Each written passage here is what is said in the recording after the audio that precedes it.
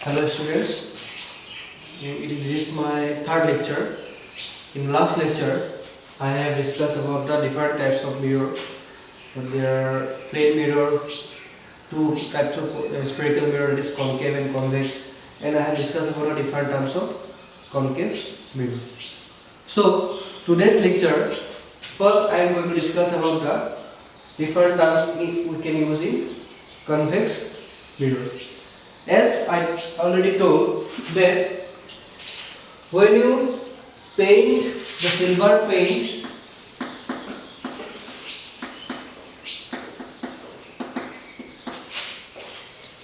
you take one glass lid from a hollow glass sphere and you paint the silver paint in the direction of the center of that hollow sphere. Okay, that means in this side.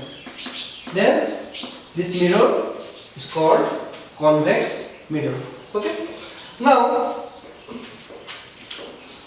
in case of convex mirror, the center of curvature and the pole is same as the previous, like concave mirror. That is, the center from which this slide is cut off, or this slit is cut off, glass slit is cut off.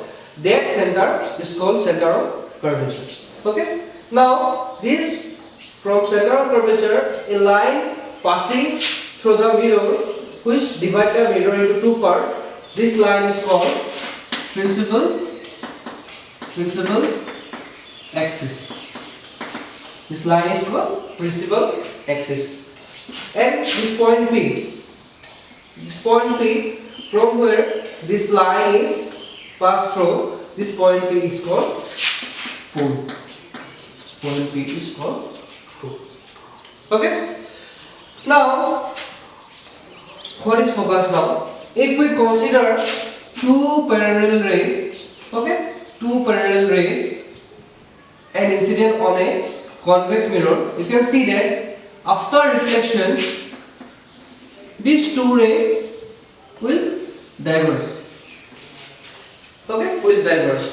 That means in case of concave mirror, the ray will after reflection it will converge. But in case of convex mirror, after reflection, the ray which are parallel to the principal axis will diverge. Okay, and these two diverged rays appears to come from the other side of the mirror. Okay, that is the back side of the mirror from one point. That means if we draw this diverged ray and connecting with the dotted line, these two diverged rays meet at a point. That point is F, and this F point is called focus of the mirror. This F is called focus. Okay. Now, one more thing is there.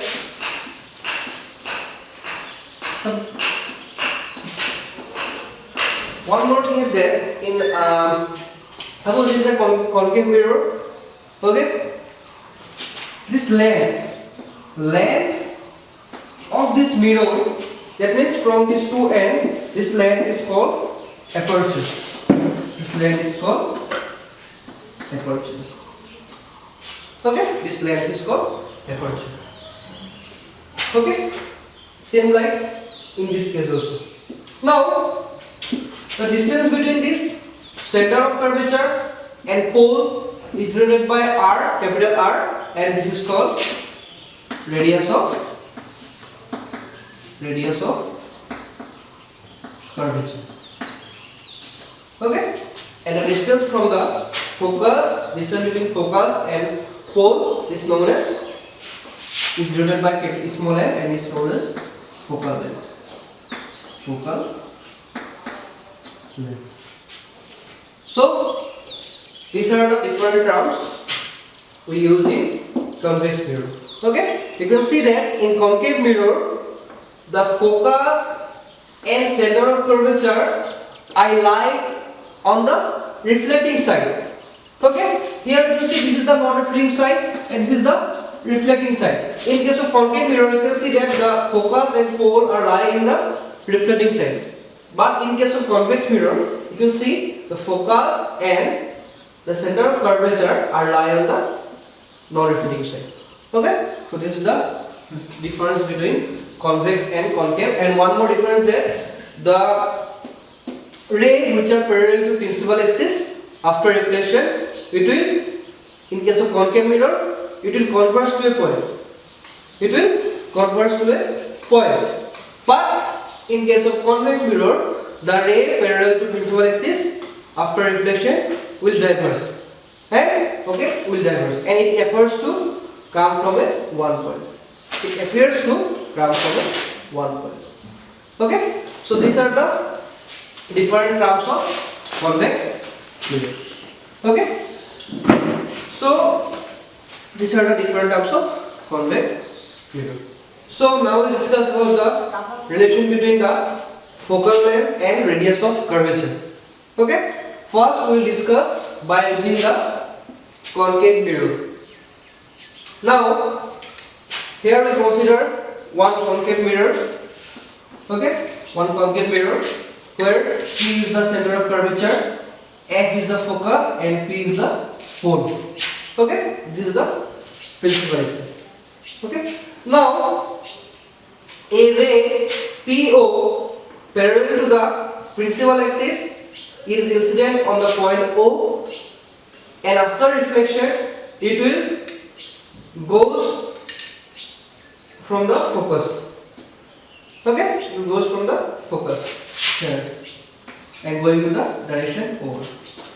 Okay, so here PO is the incident ray and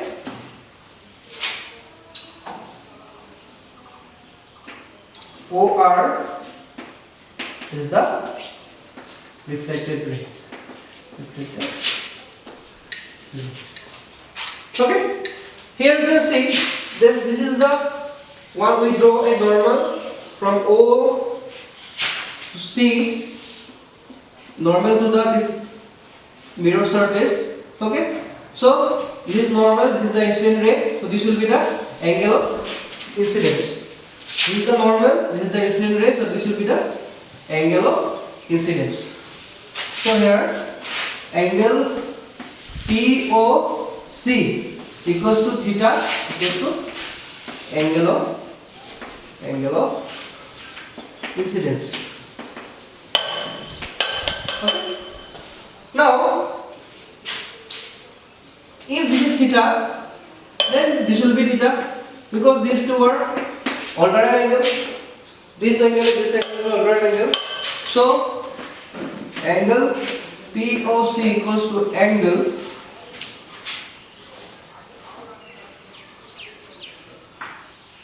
okay, one thing is there, these two are P, so I take this is as a suppose D.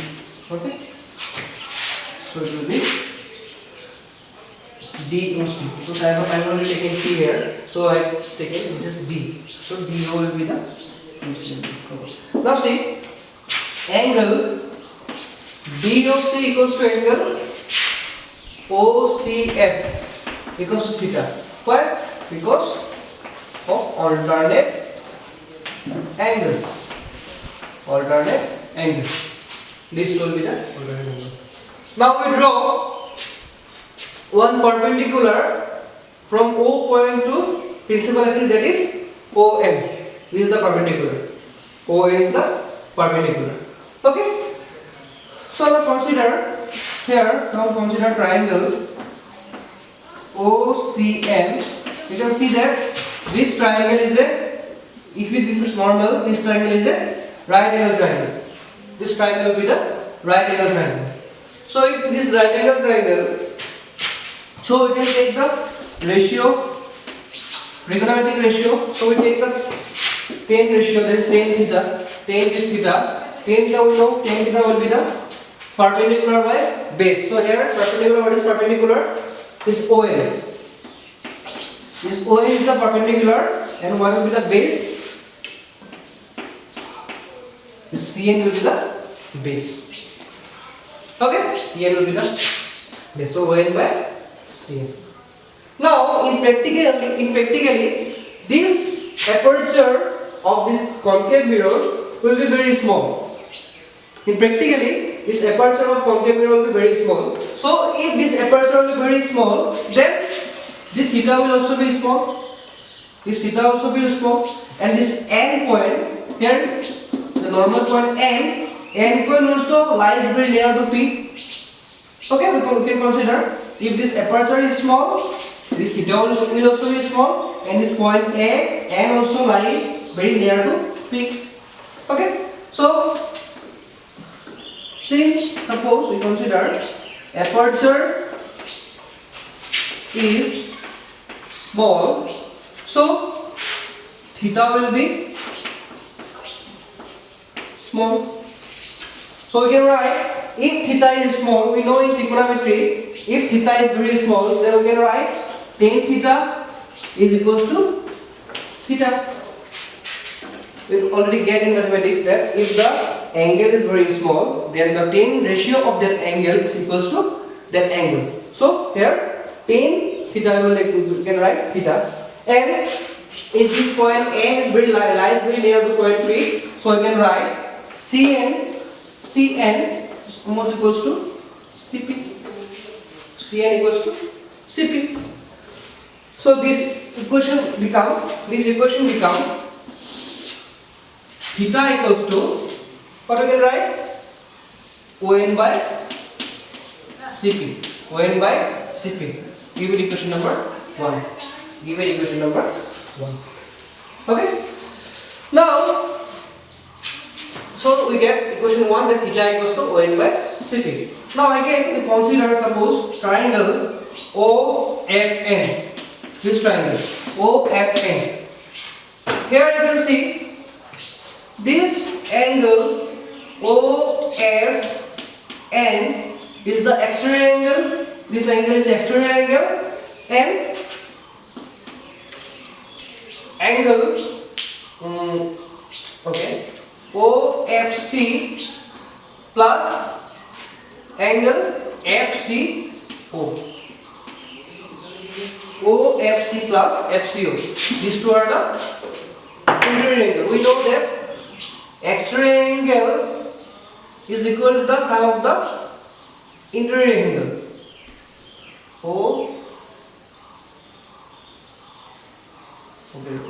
Not OFC. OCF plus FOC. So this is theta. If this is theta, this is also theta, because angle of reflection equals to angle of incidence by law of reflection. So this OFN will be theta plus theta equals to twice theta. So this angle will be twice theta. This angle will be twice theta. Okay. Again, this is what? This is right angle triangle. So we can consider tan ratio. So tan here, tan twice theta will be, what we can write? On by Fn. On by Fn. Perpendicular by base. Like since we can apply the same condition that aperture is very small, so this theta will be also twice theta will be very small. Okay? If this twice theta will be small, then point M is lies very near to point P. Okay? If this aperture is small, this angle will be very small, and this point M is lies very near to P. So we can write from this tan twice theta will be equals to almost equals to twice theta, and Fn equals to Fp.